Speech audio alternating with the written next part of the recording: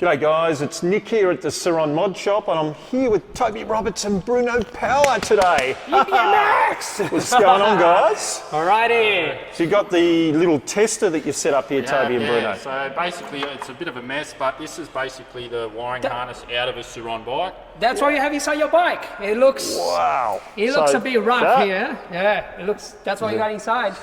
So we've just configured it so we can now program controllers on the bench, so it saves us putting a controller on the bike and off the bike every single time. Because there was a little story there, so we say, well, we've got a big workshop here, so we're like, oh, let's put every single controller on the bike and let's test ride. We test every single controller. We're still testing. It was a lot of fun though, wasn't it? Yeah, we did maybe like 70 controllers. Took a long time, Bruno, like long time. The bike apart, put it back in, put it properly back in so we can actually ride. And it was just like, yeah, after 70 controls, we're like, we need to do something like that. Like, well, this is a great idea. Because now we're actually like doubling the numbers. So like we're now going to go talk about like a few hundred controllers in, I don't know, like a month or something. Lots of controllers going like out. But the large numbers. This is fun to find out what's been going on, but also I wanted to get your opinion and maybe just get a little bit of education for myself and maybe for our viewers. There's a lot of rubbish on the internet. Yes, always is, Bruno, isn't there? Okay, so there's two things. A lot of rubbish. Yep. People who is just like keyboard warriors. They just, but okay. And then there's all other things happening. There's too many people jumping in this EV, electric bike, electric motorcycle business. And they're from different trades or they're just not technical at all. Yep. And they just doing research on the internet and trying to, educate themselves. But there's a lot of rubbish, so they're educating themselves with rubbish. So let's talk facts. Yeah, all right. Tell us some facts, please. Okay, so there's two basic things. People talk about torque. Yep. Forget about voltage. We'll talk about voltage, forget about torque. Like torque is current, voltage is RPM, and RPM equals horsepower. So they go together. It's like you can't talk about voltage without talk about current. They go together. So they equally important. I think the big one that's missed there is probably the gearing as well. So people talk about power. If you've got more power in a system, you're going to get better performance pretty much all the time, as long as your gearing's correct. Go for the wattage. Think about the wattage. You want more power? Power is actually wattage. It's not current or voltage only. Yep. So they go together. So like when people say, higher voltage or lower voltage, high current, like that balance, you talk about power. Yeah. They go together. Like it can be 36 volts, 15 kilowatts, and can have 72 volts, 15 kilowatts, and they're gonna be geared differently. Like it's still 15 kilowatts. So this is exactly right. Yeah. Guys, there's two things that I want to know. The first question I got for you is, will an egg rider switch between voltages, say between 60 volt and 72 volt? Is it possible? Will it do it? That's my first question for you. And the second question I got for you is, Bruno and Toby, with your tune on the ASI controllers, talk to us about the points of difference, the research and development and what you've done. Can you answer the first question first, Okay, Bruno? so you're going to remind me the second question. All right, so the first question is, so I've been talking to George, the egg ride engineer. Yep. Because we've been engineering, doing the tune, and we need to get this thing right. Like we're not just sending 5 controllers, we're not like a backyard company. No.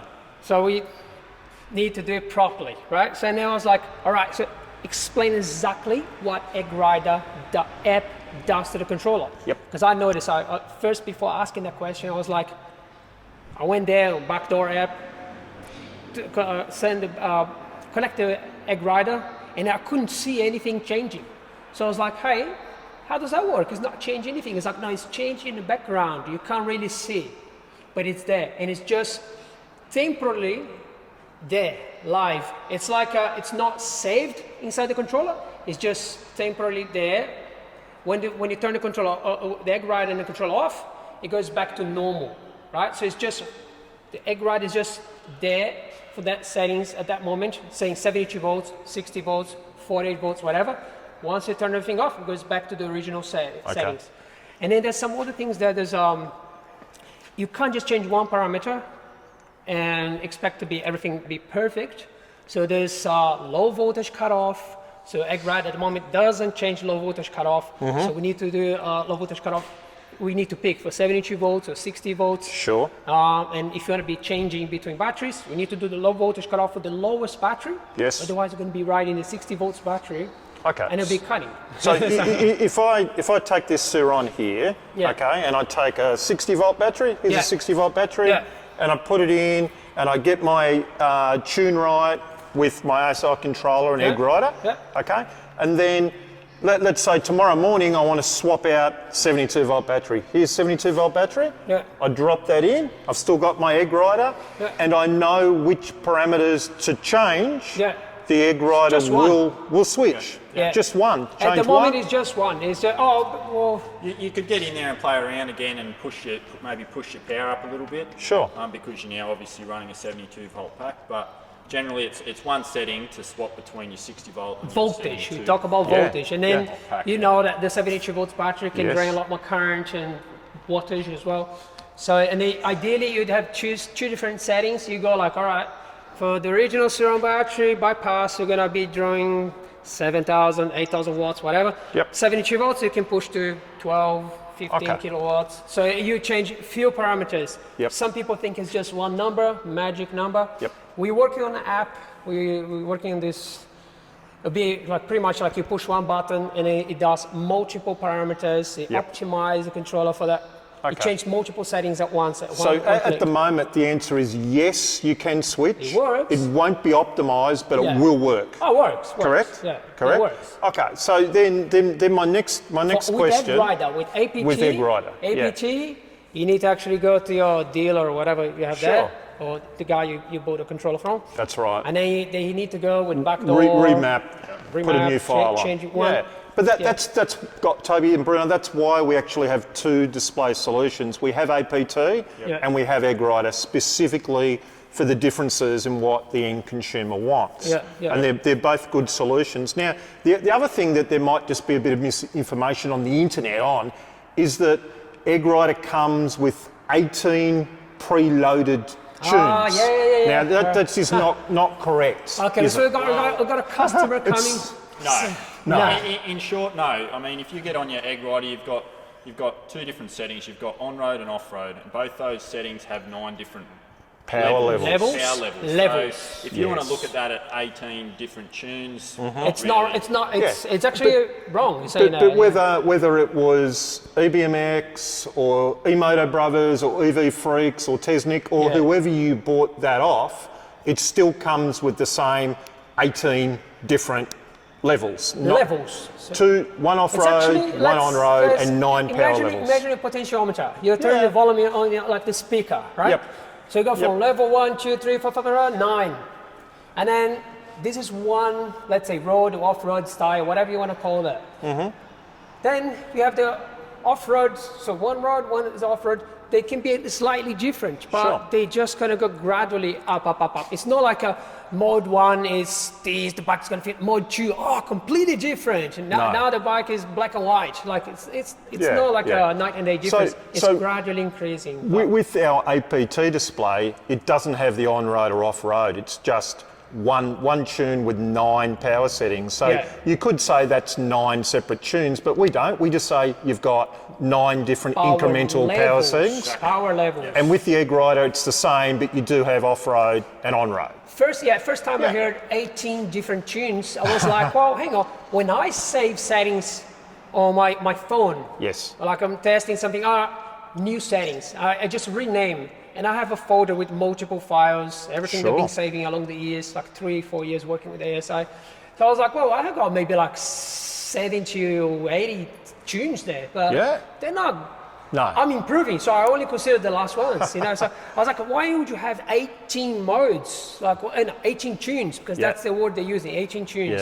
Yeah. So it's 18, yeah. that's just not technically not correct. So that's Yeah. Yeah. So the last thing we just wanted to cover off on is, Bruno and Toby, with your particular tune, you've done a few things that haven't been done before, including low voltage cutoff, Low voltage temperature sensor. The temperature sensor. It's a big one. That's the big one. Yeah. The temperature So sensor. tell us about that. Okay, so low voltage cutoff is a bit of a like math and percentage.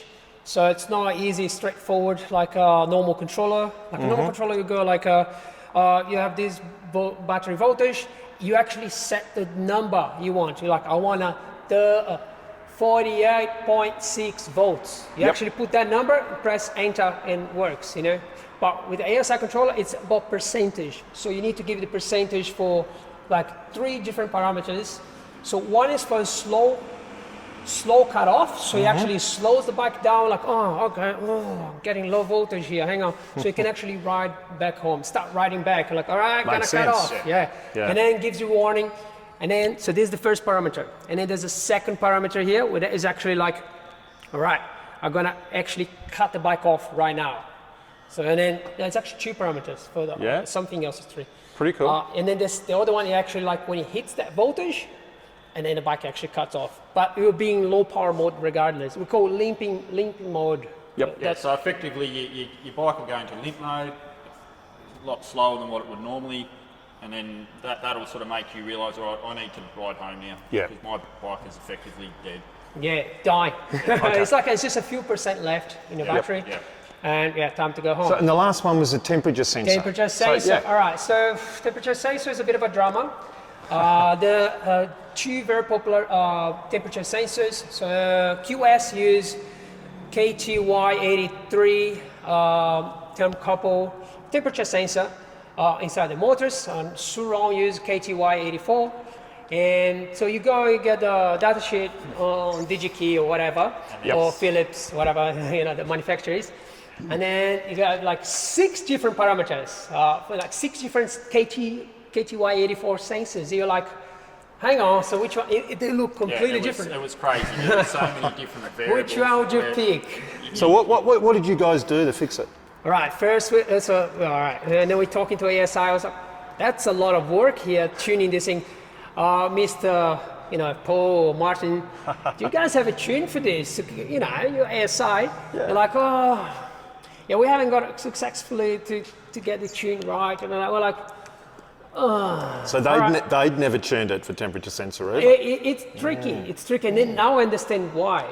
So it took us like quite a few. It took us half a morning, effectively. We were sitting No, there. but like 4 hours. Yeah. Just to tune when we knew exactly what we were doing. Yeah. Okay. But like to get to that point. Oh, no, the process of actually sensing on the motor was probably 4 hours of actually just sitting there with 4 hours continuously, like with heat guns, getting this motor up to a stable temperature. yeah. Oh, we're not going to give the secret away. So you did it. Yeah. Don't give all your secrets away. But you've done it. You've cracked it. We've done it, and you're really happy with your tunes. All right. So we tuned the motor temperature sensor up to Fluke standards, right? Yep. So like if you know what Fluke multimeter is. Yeah. This is like a professional industry standard, and we use 2 Flukes and proper temperature probes. And the infrared temperature thing, it doesn't measure right. Yeah. So like we are gonna actually use the proper tools for the right job here. And yeah, so 4 hours cycling, 2 times, like very, very slowly. Yep. And then after that, we just cycle on and off, like up and down. And it's just amazing, like a bang, spot on. You're really happy with the tunes that we're putting out at the moment. Oh yeah. And any viewers out there who are thinking about upgrading power, going to a BAC 4000 or a BAC 8000, and one of your tunes will know that you've absolutely optimised things. There's about maybe like 10 months. Yeah. 10 months of like ongoing engineering, improvement. And it's not just like I ride the bike, I can do. No, it's like you're gonna have some proper engineering knowledge. Yep. No metal sheet engineering or welding engineering, like proper like electrical engineering, electronics engineering, programming. Yep. So there's a lot going on here. So like Toby also designs EVs and stuff. So he designed his own motorcycle. Yeah. So he's been doing this for 12 years or 15 years. I know how passionate you both are about electric vehicles and about these power modifications. So we've put our whole heart and soul at Suron Mod Shop, so to say, into these tunes, and we just want to make sure that the right information is coming out from the internet. So if you're considering an upgrade, then these ASI, EBMX, Suron Mod Shop, power upgrades that Bruno and Toby have put so much R&D into are absolute There's a lot of- industry best standard. Yeah, well, there's a lot of money there in engineering. Yep. Because, well, like we need to eat, you know, like we need to survive. So it's like like the business is actually like injecting a lot of money here. Yep. And Yep. it's still like, you know, like we're not millionaires here at all. But, you know, like this is like it's a lot of money up front Yep. for all this development.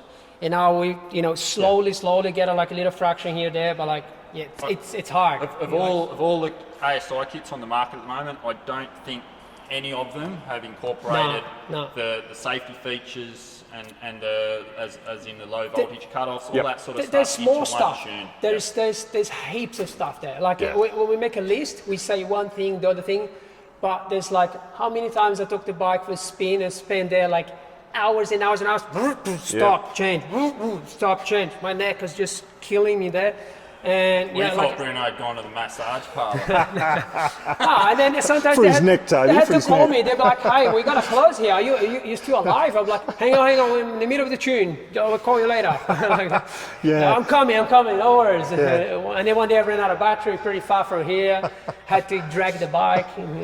We'll wrap up just by taking people quickly through to the back area here, Bruno. Yeah, you can yeah. just point out some of the controllers that are just starting to be tuned here at the moment. Yeah, so there's just a all few. these back 4,000s. Yeah, we have more. just Like we have a few more boxes, Oh, yeah. displays. There's Yep. more stuff. There's we didn't loads and loads and loads of There's more boxes, controllers small boxes. here. We got Yeah. boxes and boxes. So, So Bruno we and Toby we got an over the next. We got an Yay! ongoing order with ASI. We So have. I think it's like 49 controls every 2 weeks. We got lots coming in. At the moment, 49 controls every 2 weeks. But yeah, we're gonna ramp it up. We We'll are. put a We're going big to ramp order. it up, man. So thanks very much to both Bruno and Toby for all the hard work they're doing. And Look, everything Yeah. we do, we open things. So like this is the Baby 48 volts surround that's battery. just come off the For little kids. Segway, the little Ceron Segway that we've got Kids, today. they actually want to Yeah. get a lot more power as well. So we just like, We're going to do a BMS bypass for the 48 volt 48 battery. volts And then you're going to do a and- tune, Bruno. yeah, tune for like Pretty cool. So this motor, as far as we know, is a different part number.